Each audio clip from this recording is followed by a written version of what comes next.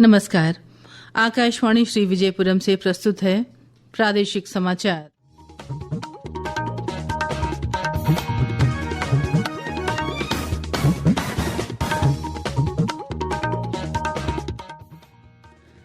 द्वीपों के उपराज्यपाल सेवानिवृत्त एडमिरल डी.के. जोशी ने क्षेत्रीय अभिलेख सर्वेक्षण समिति का पुनर्गठन कर जिला अभिलेख सर्वेक्षण समिति का नाम दिया।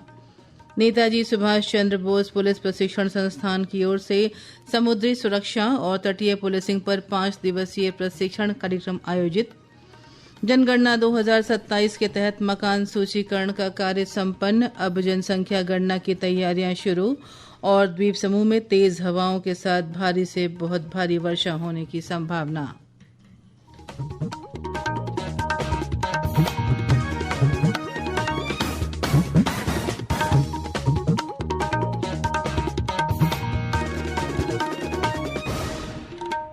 सुबह के समाचारों के साथ मैं पूजा सिंह। द्वीपों के उपराज्यपाल सेवानिवृत्त एडमिरल डी.के. जोशी ने क्षेत्रीय अभिलेख सर्वेक्षण समिति का पुनर्गठन कर उप समितियों सहित इसे जिला अभिलेख सर्वेक्षण समिति के नाम से गठित किया है। ये समिति तीनों जिलों के लिए गठित की गई है। इन उप समितियों का नेतृत्व प्रशासन के संबंधित जिला उपायुक्तों द्वारा किया जाएगा। उप समिति का मुख्य कार्य द्वीप समूह के इतिहास से संबंधित अभिलेखों, दस्तावेजों, तस्वीरों, पांडुलिपियों आदि का सर्वेक्षण करना और उनकी सूची तैयार करना है। जिन व्यक्तियों, निजी संस्थानों के पास ऐसी जानकारियां उपलब्ध हैं, वे प्रशासन को इनकी मूल प्रतियां या फोटोकॉपी अभिलेखागार सचिवालय में व्यक्तिगत रूप से या फोन नंबर 230695 पर संपर्क कर जमा कर सकते हैं। फोटोकॉपी करवाने में यदि कोई खर्च आता है तो उसका वहन प्रशासन द्वारा किया जाएगा। जो भी व्यक्ति या संस्थान अपने अभिलेखों और दस्तावेजों को अभिलेखागार के साथ साझा करेंगे, उन्हें क्षेत्रीय अभिलेख सर्वेक्षण समिति द्वारा उचित रूप से मान्यता दी जाएगी। द्वीपों के उपराज्यपाल सेवानिवृत्त एडमिरल डी.के. जोशी ने जल जीवन मिशन 2.0 के प्रभावी कार्यान्वयन को मजबूत करने के लिए प्रशासन और जल शक्ति मंत्रालय, जल संसाधन, नदी विकास और गंगा पुनरुद्धार विभाग भारत सरकार के बीच MOU पर हस्ताक्षर के लिए वर्चुअली भाग लिया। ये पहल सुरक्षित और टिकाऊ ग्रामीण पेयजल, मजबूत निगरानी, स्रोत की स्थिरता, जल गुणवत्ता की निगरानी, डिजिटल शासन और सामुदायिक स्वामित्व पर केंद्रित है, जिसका उद्देश्य द्वीप समूह की हर ग्राम पंचायत के लिए हर घर जल प्रमाणन प्राप्त करना है। ये सभा माननीय जल शक्ति मंत्री CR पाटिल की उपस्थिति में हुई। द्वीपों के उपराज्यपाल सेवानिवृत्त एडमिरल डी.के. जोशी ने लोक निवास में अंडमान लोक निर्माण विभाग द्वारा मैरिन हिल सर्किट हाउस के प्रस्तावित पुनर्विकास के संबंध में प्रस्तुति की समीक्षा की, जिसकी योजना वैश्विक अंतर्राष्ट्रीय मानकों के अनुरूप तैयार की जा रही है। इस अवसर पर मुख्य सचिव और अंडमान निकोबार प्रशासन के वरिष्ठ अधिकारी उपस्थित थे। उधर द्वीपों के उपराज्यपाल ने लोक निवास में अनिटको द्वारा दी गई एक और प्रस्तुति की समीक्षा की। ये प्रस्तुति द्वीप विकास एजेंसी के तहत PPP मोड में विकसित किए जा रहे 5 सितारा रिजॉर्ट परियोजनाओं से संबंधित थी, जो श्री विजयपुरम, शहीद द्वीप, स्वराज द्वीप, लॉन्ग आइलैंड और एविस आइलैंड में बन रहे हैं।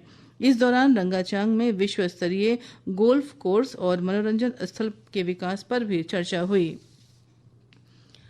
नेताजी सुभाष चंद्र बोस पुलिस प्रशिक्षण संस्थान 22 मई तक समुद्री सुरक्षा और तटीय पुलिसिंग पर दूसरा 5 दिवसीय प्रशिक्षण कार्यक्रम आयोजित कर रहा है। इस कार्यक्रम में देश भर के विभिन्न राज्यों, केंद्र शासित प्रदेशों और संबद्ध एजेंसियों का प्रतिनिधित्व करने वाले अधिकारी भी भाग ले रहे हैं। इस बार के संस्करण को प्रतिक्रिया और सुझावों को शामिल कर फिर से डिजाइन किया गया है, जिससे ये अधिक व्यवहारिक, इंटरैक्टिव और परिणाम उन्मुख बन गया है। कार्यक्रम का उद्घाटन अतिरिक्त पुलिस महानिदेशक सिंधु पिल्लई ने किया। कार्यक्रम को संबोधित करते हुए मुख्य अतिथि ने वर्तमान सुरक्षा परिदृश्य में समुद्री सुरक्षा के बढ़ते महत्व पर जोर दिया। इस अवसर पर पुलिस महानिदेशक हरगोविंदर सिंह धालीवाल, पुलिस कर्मचारी तथा वरिष्ठ अधिकारी उपस्थित थे। इसका उद्देश्य समुद्री सुरक्षा और तटीय पुलिसिंग के क्षेत्र में राजपत्रित अधिकारियों की निर्णय लेने और परिचालन क्षमताओं को मजबूत करना है।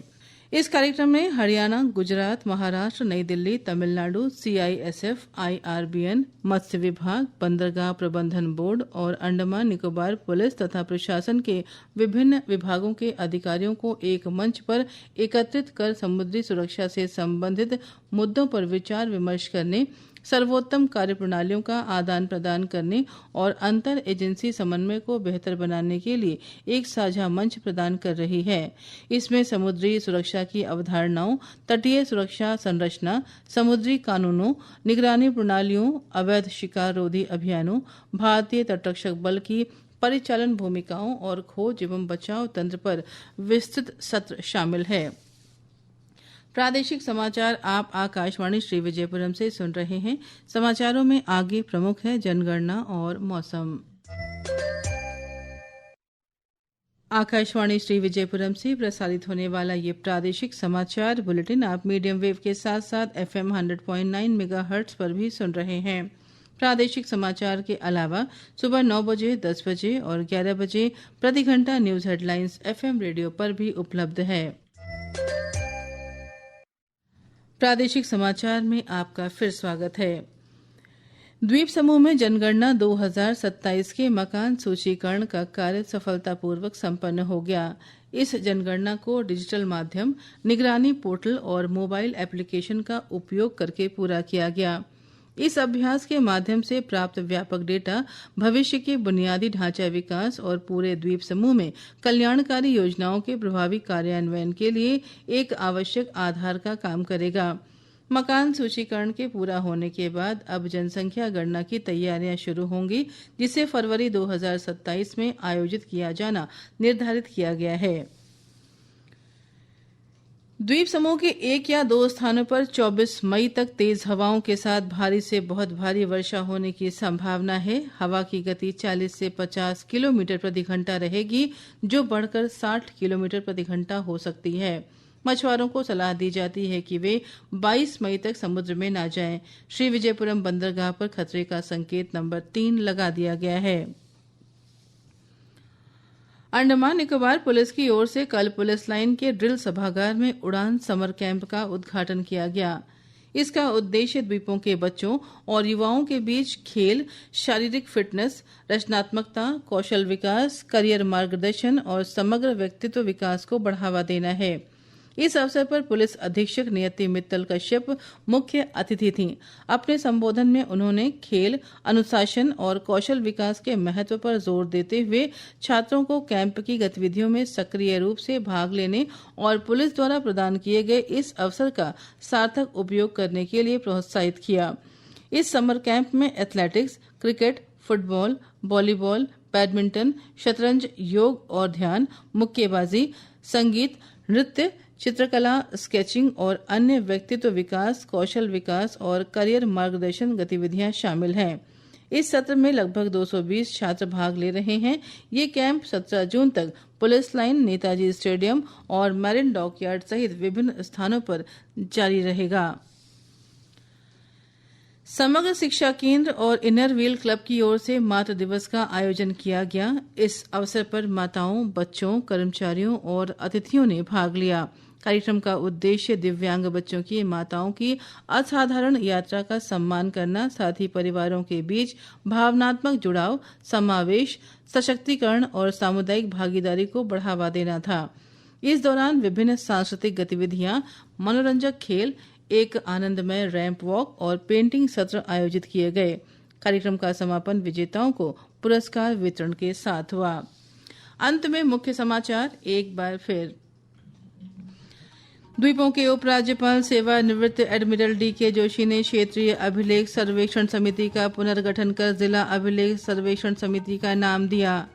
नेताजी सुभाष चंद्र बोस पुलिस प्रशिक्षण संस्थान की ओर से समुद्री सुरक्षा और तटीय पुलिसिंग पर 5 दिवसीय प्रशिक्षण कार्यक्रम आयोजित। जनगणना 2027 के तहत मकान सूचीकरण का कार्य संपन्न। अब जनसंख्या गणना की तैयारियां शुरू। और द्वीप समूह में तेज हवाओं के साथ भारी से बहुत भारी वर्षा होने की संभावना। इसके साथ ही प्रादेशिक समाचार का ये बुलेटिन समाप्त हुआ। नमस्कार।